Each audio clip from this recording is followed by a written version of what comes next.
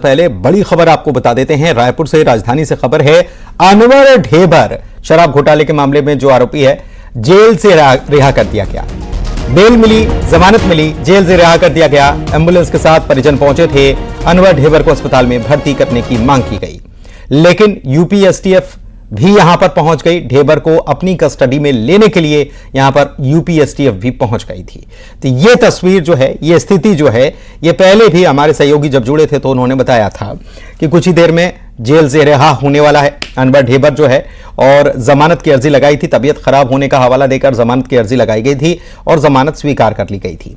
लेकिन इस बीच यूपी में, नोएडा में दरअसल मामला दर्ज है। होलोग्राम का, नकली होलोग्राम बनाने का मामला दर्ज है, और इसीलिए यूपी एसटीएफ जो है वो भी यहां पर पहुंच जाती है अपनी कस्टडी में लेने के लिए। वकील भी पहुंच गए थे अनवर ढेबर के। उनका कहना है कि हमको कोई जानकारी नहीं दी गई। यूपी एसटीएफ जो है वो पहुंच गई है। युगल हमारे संवाददाता हमारे साथ लाइव जुड़े हुए हैं, उनके पास चलते हैं और उनसे जानते हैं कि यहां पर क्या कुछ गहमा गहमी का माहौल है, क्या कुछ चल रहा है। क्योंकि यूपी एसटीएफ जो है, युगल, वो भी अपने साथ ले जाना चाहती है, लेकिन किन नियमों के तहत ले जाना चाहती है, वकील जो सवाल खड़े कर रहे हैं।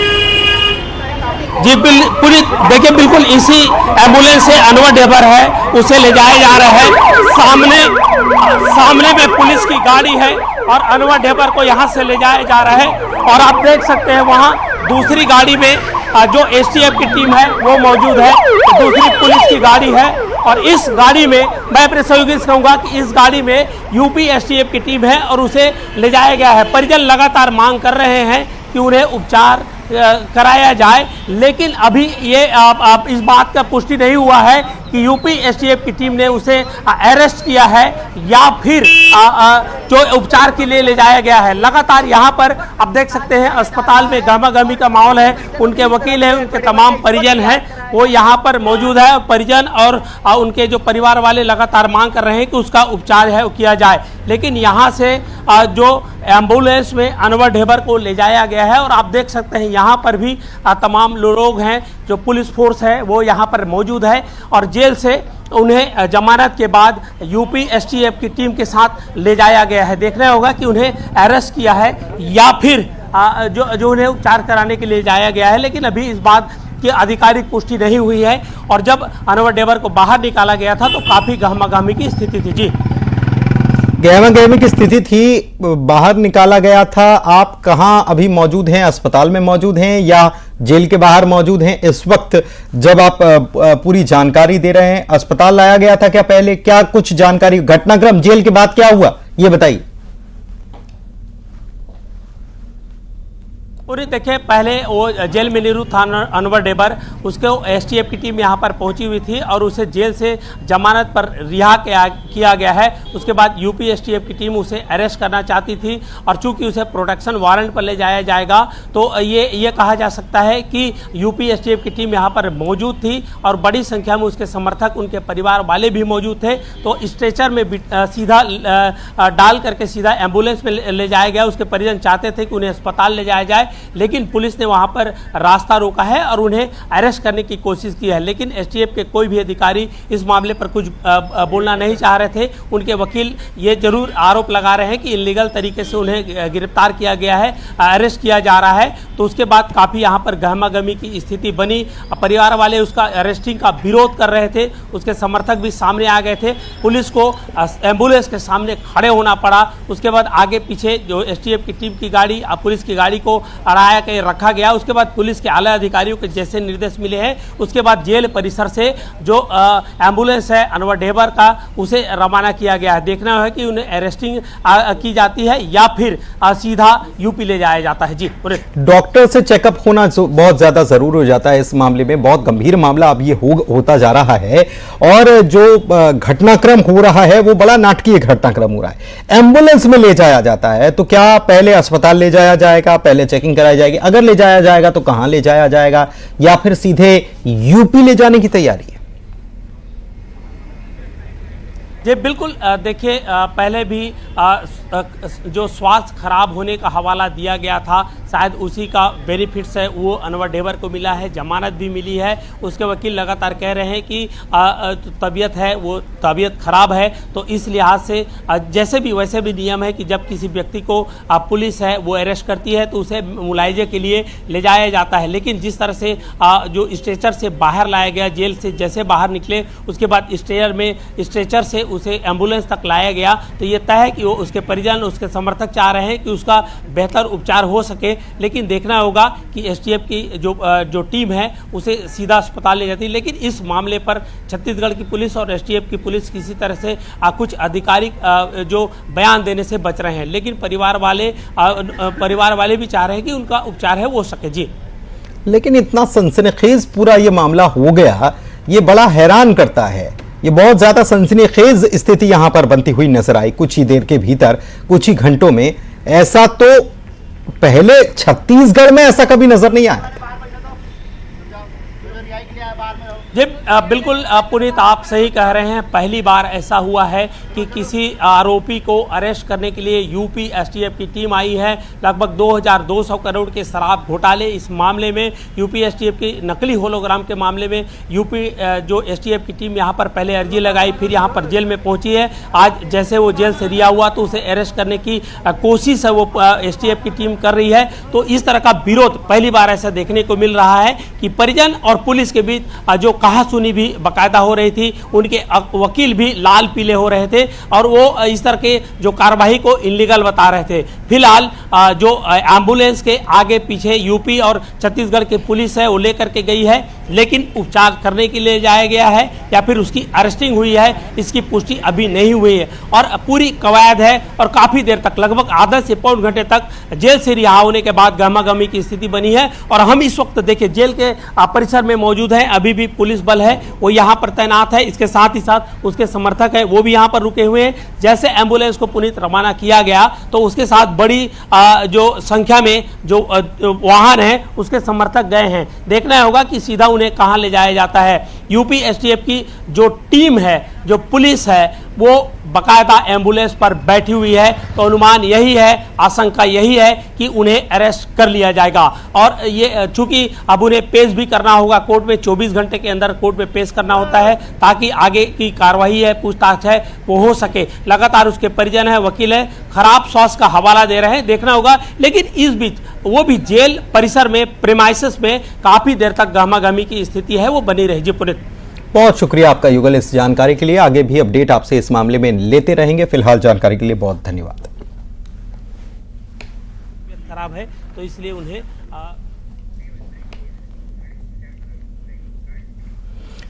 और बड़ी खबर की बात करेंगे। कोरबा में एक महिला समेत 3 लोगों की मौत हो गई। कच्ची शराब या फिर विषाक्त भोजन की वजह से मौत की आशंका जताई गई है। करतला के कोटमेर गांव की यह घटना है। मामले की जांच में पुलिस जुटी हुई है।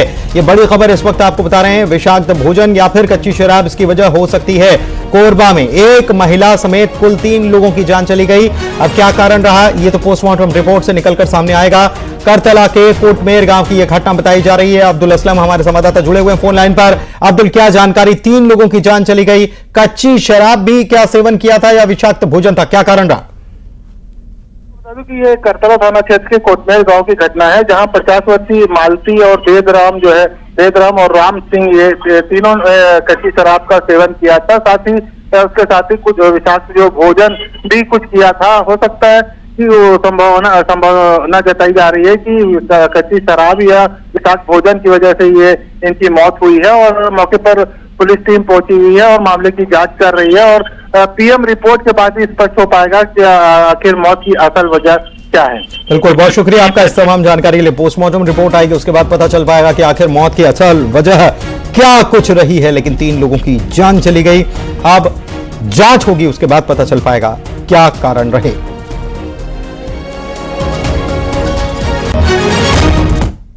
और आइए अब देखते हैं खबरों का 50-50। ने मदरसों में राष्ट्रगान अनिवार्य किए जाने की मांग की है।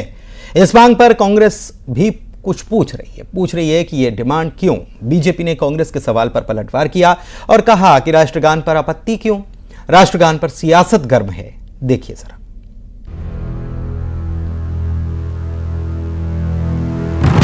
एमपी में स्कूल चले अभियान की शुरुआत की गई। इस मौके पर मंत्री विजय शाह भी कार्यक्रम में शामिल हुए। इस दौरान उन्होंने एक ऐसी मांग कर दी जिस पर सियासत शुरू हो गई है। मंत्री विजय शाह ने मदरसों में राष्ट्रगान अनिवार्य किए जाने की मांग की। उन्होंने मदरसों सहित सभी स्कूलों में राष्ट्रगान और झंडा वंदन को अनिवार्य करने की बात कही। विजय शाह ने कहा कि जब वो शिक्षा मंत्री थे तब इसे लेकर आदेश भी निकाला था। राष्ट्रगान और झंडा वंदन का पालन सरकारी स्कूल करते हैं, लेकिन निजी स्कूल नहीं करते, लिहाजा इसे अनिवार्य करना चाहिए। उनका कहना था कि पहली कक्षा से स्कूलों में राष्ट्रगान को अनिवार्य किया जाना चाहिए ताकि बच्चे तिरंगे और राष्ट्रगान के महत्व को समझ सके। शिक्षा मंत्री रहते हुए हमने चाहा था राष्ट्रीय तिरंगा झंडा, जनगण मन, रोटेशन पद्धति और जय हिंद, उसका उपयोग हमने आदेश निकाला था। शासकीय स्कूलों में पालन हो रहा है, लेकिन देखने में ये आ रहा है कि कहीं ना कहीं प्राइवेट स्कूल उसकी कभी कभी अवहेलना करते हैं। उसका सख्ती से आदेश हम निकालने के लिए निवेदन किया है। और झंडा वंदन हमने जनगण मन 6वीं से 12वीं तक अनिवार्य किया था। अभी हमने निवेदन किया है कि बच्चा पहली क्लास में जब जावे तो राष्ट्रीय तिरंगा झंडा और राष्ट्रीय गान से अवगत होना चाहिए। हमने हमारी भावना से मुख्यमंत्री को अवगत कराया है। मुख्यमंत्री ने बहुत जल्दी इसमें सकारात्मक निर्णय लिया। मदरसों में भी ऐसा होना चाहिए क्या? अभी मदरसे शब्द का आप बार-बार क्यों इस्तेमाल करते हैं? कोई भी शिक्षण संस्थाएं उसमें मदरसे भी शामिल हैं। शिक्षण संस्थाएं चाहे मदरसे हों, गुरुद्वारे हों, चाहे कोई भी स्कूल हो, अगर वो गवर्नमेंट की एड ले रहा है तो झंडा वंदन और जनगण मन अनिवार्य होना चाहिए, ऐसा मेरा निवेदन है। मंत्री ने कहा कि इनमें मदरसे भी शामिल हैं। मंत्री विजय शाह की मांग पर कांग्रेस ने निशाना साधा है। कांग्रेस का कहना है कि सरकार को बने 200 दिन हो गए हैं, ऐसे में अचानक क्या हुआ कि नेता और मंत्री जाग रहे हैं। कांग्रेस ने संघ को घेरा और आरोप लगाया कि संघ राष्ट्रगान का विरोध करता है। देखिए, ऐसा है कि ये सरकार क्या 20 सालों से सोई हुई थी? ये सरकार पिछले 200 दिनों से यहाँ पे एक नई सरकार बन के आई थी, वो सोई हुई थी क्या? इनको ये नहीं दिखा कि संघ कार्यालय पे तिरंगा नहीं फहराया जाता है। संघ जो है लगातार राष्ट्रगान का विरोध करता है। ये सब क्यों हुआ? एकदम इनके मंत्री और नेता क्यों जागे कि राष्ट्रगान गाया जाए, जनगण मन गाया जाए, तिरंगा फहराया जाए? हमारा नेता राहुल गांधी लगातार जब भारत जोड़ने की बात करते थे, संविधान बचाने की बात करते थे, तब ये मजाक उड़ाते थे। आज लगातार जब जनता का जनादेश आया और प्रचंड जनादेश आया इनके खिलाफ कि नहीं, हमें अब संविधान का विरोध नहीं करना है, हमें देश की बात करनी है, तो अब ये खुलकर बात कर रहे हैं इनके मंत्री। मदरसों में राष्ट्रगान अनिवार्य किए जाने की मंत्री विजय शाह की मांग पर रामेश्वर शर्मा का भी बयान आया है। रामेश्वर शर्मा ने कहा कि राष्ट्रगान अनिवार्य है, ये भारत के हर नागरिक की जिम्मेदारी है। रामेश्वर शर्मा ने भी मदरसों में राष्ट्रगान की बात कही। इस तरह की मांग होना ये भारत के लिए या हम सब के लिए ठीक नहीं है। भारत के नैसर्गिक तत्व में होना चाहिए। भारत के हर नागरिक की जवाबदारी है, भारत के हर शिक्षा संस्थान की जवाबदारी है। स्कूल हो, कॉलेज हो, मदरसे हो, गुरुकुल हो, जहाँ जहाँ शिक्षा के घर हैं या जहाँ जहाँ शिक्षा दी जाती है, वहाँ पर राष्ट्रगान होना चाहिए। क्योंकि सब लोग कहते हैं ना, राष्ट्र मेरा है, तो ये मेरा राष्ट्र है, तो ये दिखाओ भी और कर्तव्य में व्यवहार में लाओ भी। एमपी में राष्ट्रगान पर सियासत छिड़ गई है। मंत्री ने मदरसों में राष्ट्रगान अनिवार्य किए जाने की मांग की है। रामेश्वर शर्मा ने मांग का समर्थन किया है, लेकिन कांग्रेस इस मांग पर सवाल उठा रही है। बयानबाजी भी जारी है।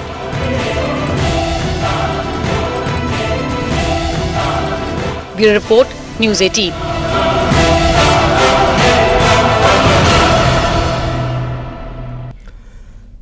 इधर कथावाचक पंडित प्रदीप मिश्रा के राधा रानी पर दिए विवादित बयानों का मामला फिलहाल शांत होने का नाम ले ही नहीं रहा है। और इस बीच एक बार फिर से उनका एक और वीडियो पुराना वाला वायरल होने लगा, जिसमें वो गोस्वामी तुलसीदास जी के लिए गवार शब्द का इस्तेमाल करते हुए दिखाई दे रहे हैं। इससे संत समाज में एक बार फिर से उनके प्रति नाराजगी बढ़ गई है।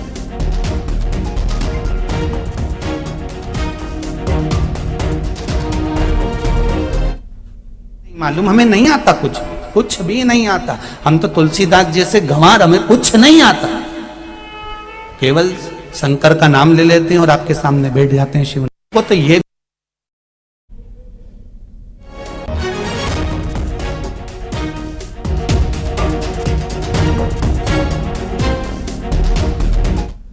एक बहुत ही विवादित सनातन धर्म को लेकर के और इस तरह के अनर्गल प्रलाप चल रहे हैं, यह उचित नहीं है।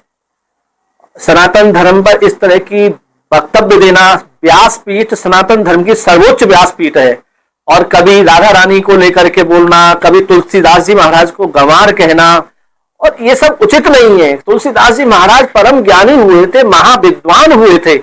वो साक्षात तू कहता कागज की लेखी, मैं कहता आखिन की देखी। जो तुलसीदास जी महाराज अभिव्यक्ति उसकी अनुभूति करते थे, उसको साकार किया उन्होंने। ऐसे महापुरुषों को गंवार कहना यह अनुचित है। और गोस्वामी तुलसीदास को गंवार बताना ये परिभाषित करता है कि नाम शंकर का लेते हो और जहर उगलते हो। भगवान शंकर के भक्त जहर पीने का सामर्थ्य रखते हैं। सनातन के विरोध में जिन्होंने सनातन को स्थापित किया है, जिन्होंने सनातन को परिभाषित किया है, उनके ऊपर अभद्र टिप्पणी नहीं करते हैं। तो इस प्रकार, और इसी के साथ इस बुलेटिन में फिलहाल के लिए बस इतना ही। खबरें लगातार जारी हैं।